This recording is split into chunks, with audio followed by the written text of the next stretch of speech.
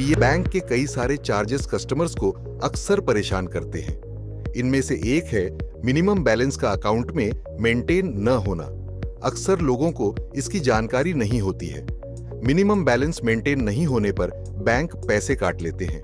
आप सांसद राघव चड्ढा ने संसद में ये मुद्दा उठाया तो बड़ी चर्चा हुई। राघव चड्ढा ने खुलासा किया कि मिनिमम बैलेंस मेंटेन नहीं होने पर बैंक 100 रुपए से लेकर 600 रुपए मंथली वसूल रहे हैं। बैंकों ने 2022 से 23 में मिनिमम बैलेंस मेंटेन नहीं होने पर कस्टमर्स से 3,500 करोड़ रुपए वसूल लिए। प्रमोद के कई बैंक अकाउंट से कई बार बैंकों ने मिनिमम बैलेंस मेंटेन नहीं होने पर चार्ज काट लिए। प्रमोद इस समस्या से काफी परेशान है।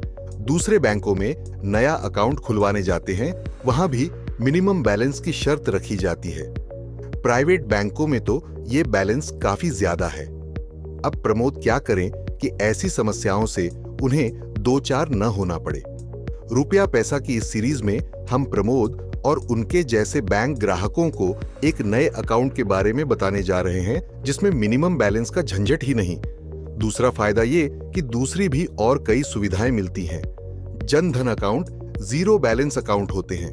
अगर आप चाहते हैं कि सरकार की किसी योजना का फायदा सीधे आपके खाते में पहुंचे और वो भी बिना किसी दलाल या कागजी झंझट के, तो प्रधानमंत्री जन धन योजना PMJDY आपके लिए बेहद फायदेमंद है।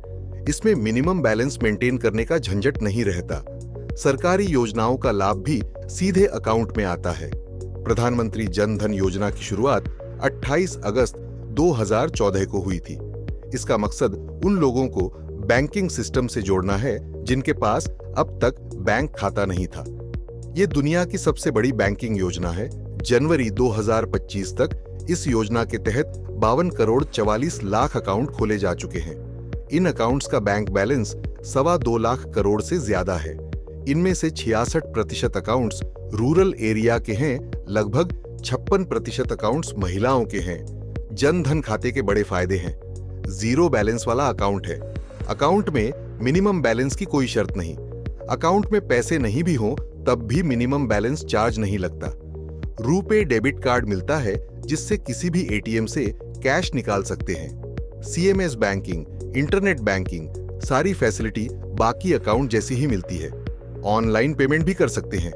1 लाख का एक्सीडेंट कवर मिलता है। 30,000 का लाइफ इंश्योरेंस कवर भी मिलता है। हालांकि ये सुविधा उनको मिल रही है जिनका अकाउंट 1 जनवरी 2015 से पहले खुला। 10,000 तक की ओवरड्राफ्ट सुविधा मिलती है।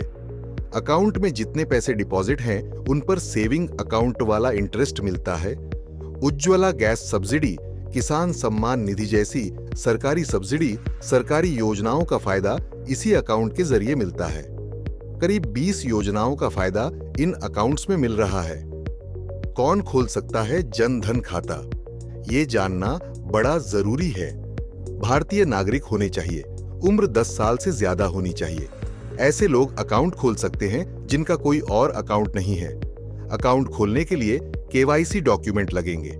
आधार कार्ड सबसे जरूरी है। ID प्रूफ के लिए voter ID, driving licence, passport, NREGA job card जमा कर सकते हैं। एड्रेस प्रूफ के लिए राशन कार्ड, बिजली बिल, गैस कनेक्शन के पेपर दे सकते हैं। पासपोर्ट साइज फोटो भी चाहिए होगा। अकाउंट खोलने के लिए किसी भी बैंक शाखा में जाकर फॉर्म भर सकते हैं। बैंक मित्र यानी बिजनेस कोरेस्पोंडेंट के माध्यम से भी खाता खुलवाया जा सकता है। न्यूज तक ब्यूरो।